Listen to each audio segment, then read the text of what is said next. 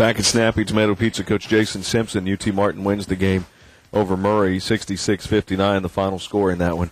And now we're going to talk about one of the most amazing performances I have ever seen in a football game. And, Coach, I don't know if you've seen much better than this, but Derek Carr was 42 of 46 passing the football through for 560 yards and 7 touchdowns in the game. We always knew that he had the ability to do something like this.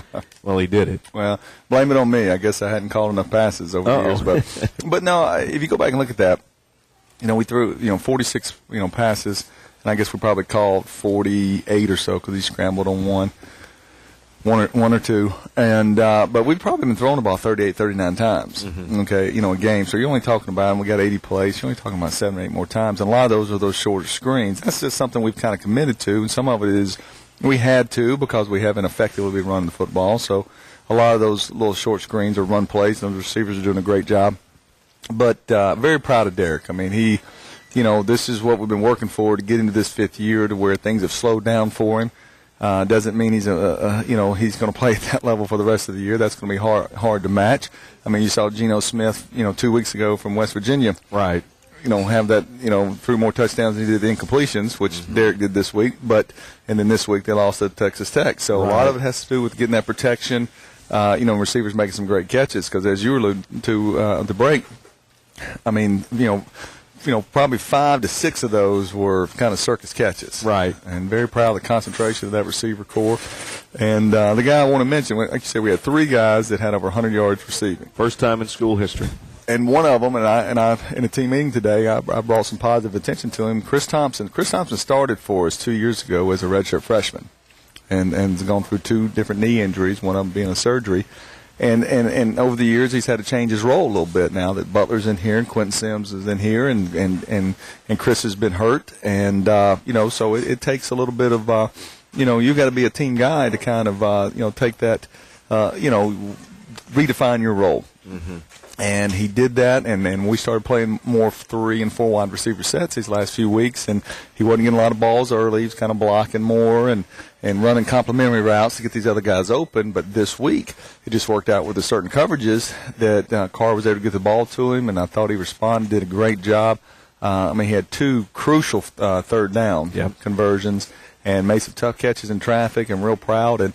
And I mean, that's something where, we say, hey, next man's got to stand up. You don't have Corey Jordan anymore. You don't have, you don't have a couple of those defensive players. Who's going to be the guy? And Chris was. And I'm very proud of him. Chris had 7 catches for 116 yards. Jeremy Butler 8 for 177. Quentin Sims had 12 for 146. Sims with 2 touchdown catches. Butler with 4. Thompson with 1. Carr's touchdown passes 22-15, 22-34, 17-42, and 34 yards in the victory. Just amazing. It was a lot of fun. Now, it may have been a little bit more fun if it had been 66-10 or something because you really could sit back and enjoy any of it. But he really did. He went through his progressions, and the guys were getting open and making plays. And, Butler gets better every week. And, it's kind of living up to the, the potential that we knew we had. And he's still working on being more of a polished receiver. But as you saw, he's so big and he's so strong. I wish you could see it on tape, the touchdown that he reached out over the pylon. It looked like he was diving. He looked like he was parallel to the ground like Superman. It was very impressive, great effort, and they busted a coverage, and Carr was able to find him. He's running wide open. And he even got shaken up on the play, didn't he? After yeah, he landed on the ball, I think. He said it hit his stomach and probably knocked the wind out of him. But he's very critical to our offense. And it was a lot of fun to see those guys because sometimes, you run all those routes during the week and, we run those guys, to run their feet to stump sometime, all those routes, and then you get in the game and the flow of the game. Sometimes you maybe throw it 22 times, but for them to run that many routes, I'm sure they were, they felt like their hard work was worth it. Well, and I look at it like this. In baseball, you can see a pitcher have a phenomenal game, perfect game, or a no-hitter or a two-hitter or whatever, or a complete game. In basketball, you can see some guy go 20 for 20 from the field or hit 5 3-pointers or whatever. But in football, for this to happen, the quarterback has to be throwing well, the line has to be protecting the quarterback, and your receivers have to catch the ball. You can't do this in football without it being a team effort. No, and because there was times we got in two backs. Okay, we got in our traditional pro set, and we knew that it just didn't feel like they matched up very well with our big wideouts, and so that's why early we threw the ball down the field, and Butler made a big catch for a touchdown, and then they started playing too high, and we started running the football, and kind of playing that cat and mouse game, and we would have done that more, but they were scoring so fast that we needed to make sure that we kept the lead, and sometimes in two back, you can just by having that many bodies in the box. A guy can fall back in and make the play, and I just didn't feel like we could get off cycle of scoring. We had to keep our serve per se. But yeah, the offensive line, very proud of those guys. The running backs and their protection, and Ben Everett didn't get to go. Matt Stewart filled in for him and did some good things. So certainly a team win, and offensively, it was good for them to carry the load for a game. What was also neat, and I know you don't pay attention to any of this stuff, but as this was happening, Carr was on pace to start breaking some UT Martin career records. Right. I mean, he was close enough that we knew he would do it in the next couple of games.